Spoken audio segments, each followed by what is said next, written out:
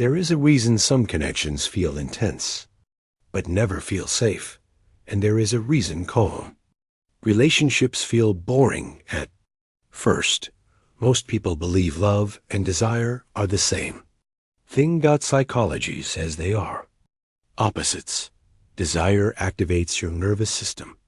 Love brings it to rest. And if you confuse the two, you don't fall in love, you spend your life chasing intensity instead of understanding why you feel empty afterward. This video is not about romance. About how your mind quietly replaces truth with stimulation. Welcome to Mind Echoes. We upload thoughtful videos every day. If you find this interesting, subscribe and turn on the bell so you don't miss what comes next. Now, let's return to the topic. Most people are taught, indirectly, that love and desire are simply different intensities of the same thing. Desire is the spark. Love is the flame. One grows into the other if you just wait long enough or commit hard enough. This belief feels comforting because it simplifies something deeply uncomfortable. It suggests that confusion in relationships is just a timing issue. That chaos is part of the process. That longing, obsession, and emotional volatility are signs of depth rather than warning signals. But this belief quietly damages people. It keeps them attached to dynamics that drain them. It causes them to misread attraction as compatibility and intensity as intimacy. And most importantly, it makes them distrust their own clarity when desire fades, but attachment remains. Desire is loud. It announces itself through the body. It accelerates thoughts, sharpens focus, narrows attention. Love does the opposite. Love expands perception. It slows the nervous system. It creates space rather than urgency. But because desire is visceral and immediate, people learn to trust it more. They feel something strong, and they assume that strength must mean truth. The problem is not that people desire. The problem is that they interpret desire as a reliable signal of emotional reality. They assume that if they want someone badly enough, something meaningful must be happening. This leads to a dangerous internal logic.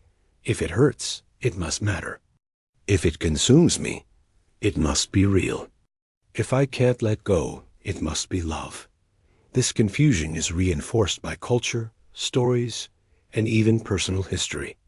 Many people first encounter intense desire during moments of emotional vulnerability, loneliness, insecurity, transition, identity confusion. The nervous system is already unstable, searching for grounding. When another person enters that space and triggers excitement, validation, or relief, the brain binds those sensations together. The person becomes associated with safety, meaning, or self-worth. From there, desire is no longer just physical or emotional. It becomes existential. Losing the person feels like losing access to stability. Wanting them feels like wanting relief. And because the sensation is so strong, people assume it must be love trying to express itself. But love does not destabilize your sense of self. Love does not require constant mental rehearsal. Love does not feel like a problem you must solve. Love does not demand that you abandon your clarity to preserve connection. Those experiences belong to desire when it is mixed with fear, unmet needs, and unconscious projection. Another misunderstanding comes from how people define love itself. Many believe love is a feeling, something that arrives, overwhelms, and carries them forward.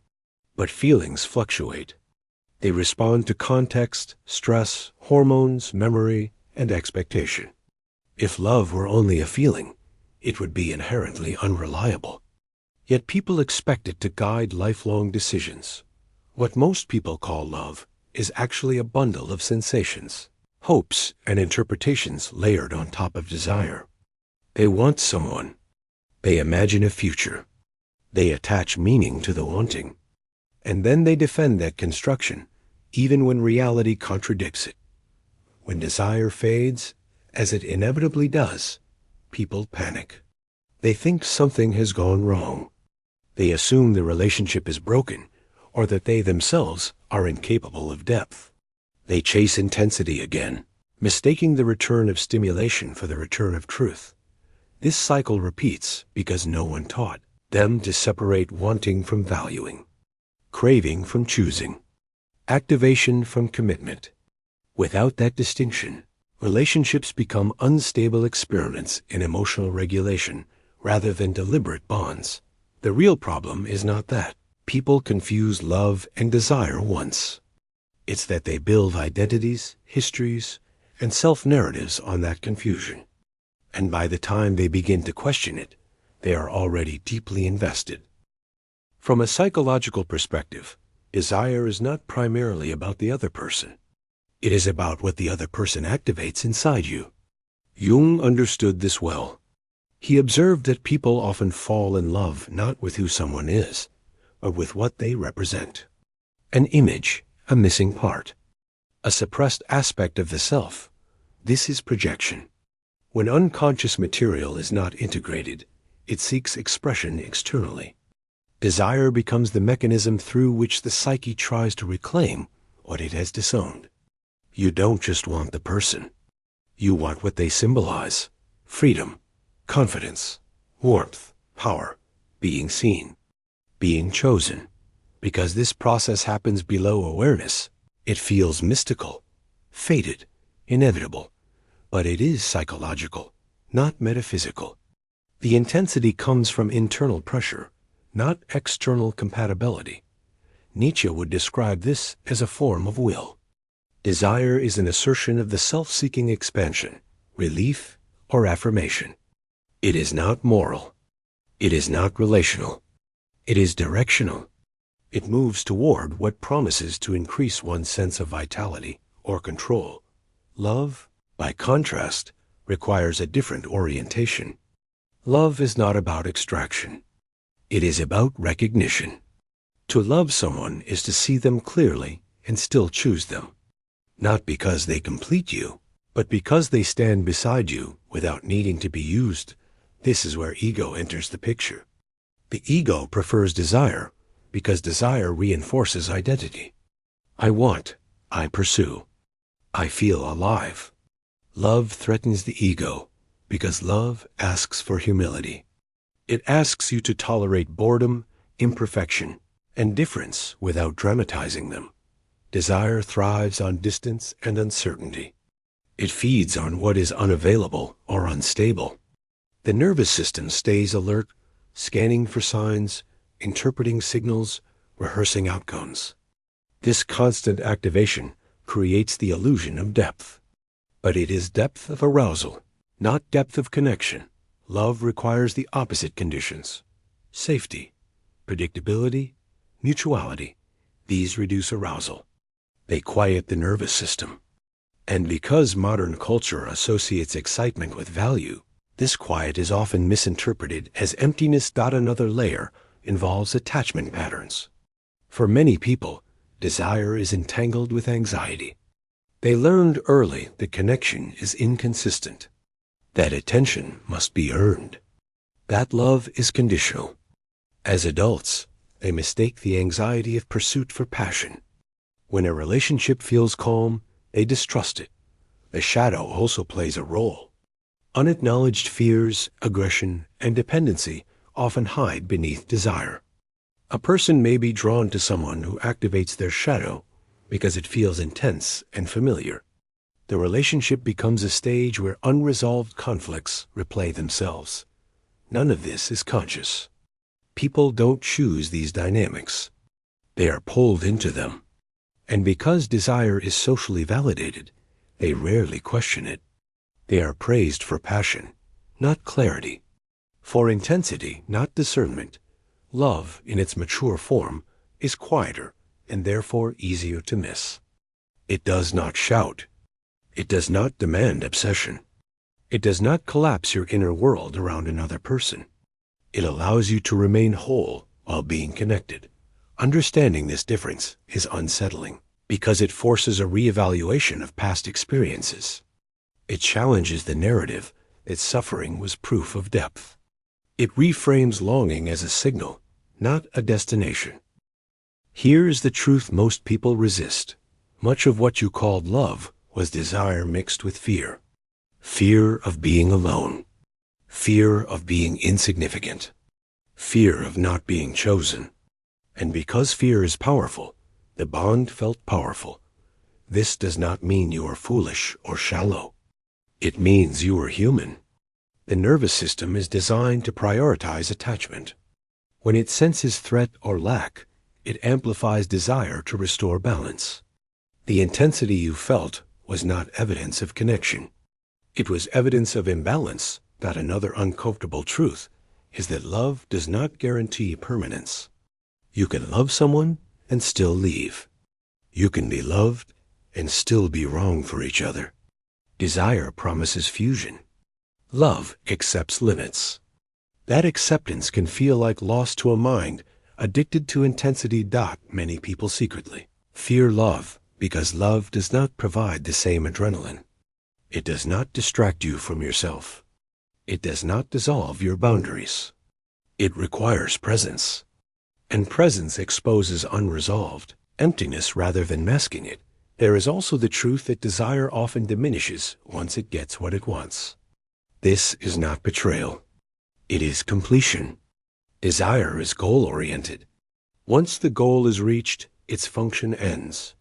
Expecting desire to sustain a relationship is like expecting hunger to justify eating forever. Love begins where desire no longer dominates.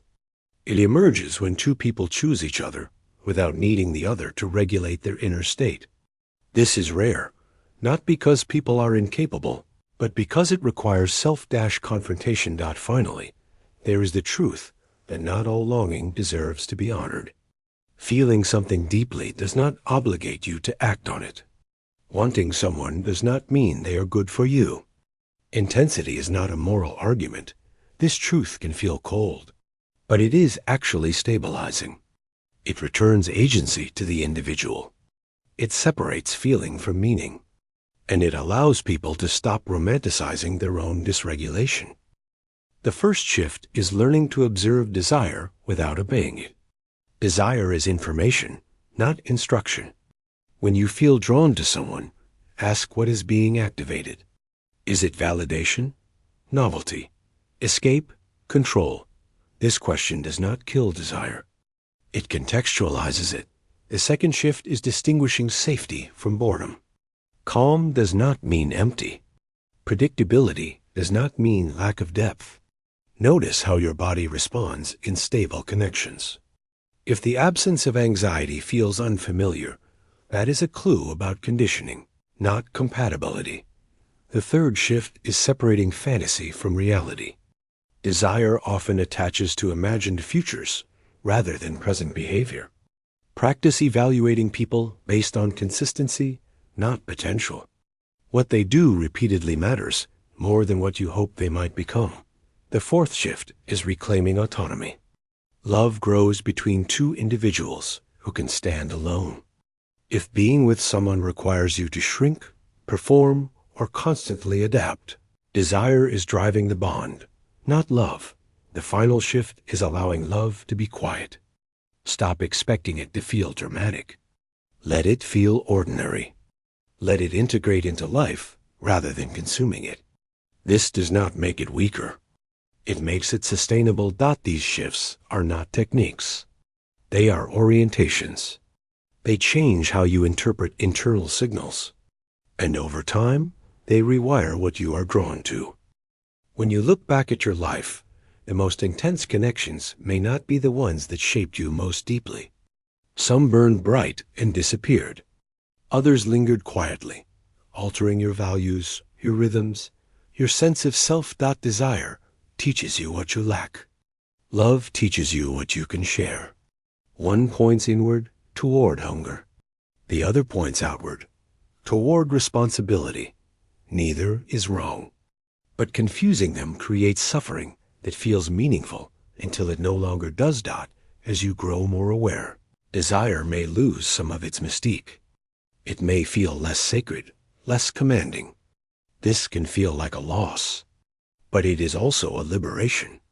It means you are no longer confusing intensity with truth. Love will not arrive with fireworks. It will not rescue you from yourself. It will not erase uncertainty. It will simply remain.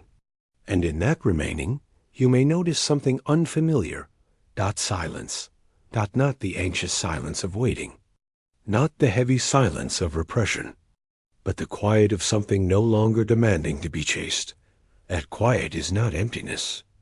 It is space. And what you choose to do with that space will determine whether love becomes something you feel or something you are capable of holding.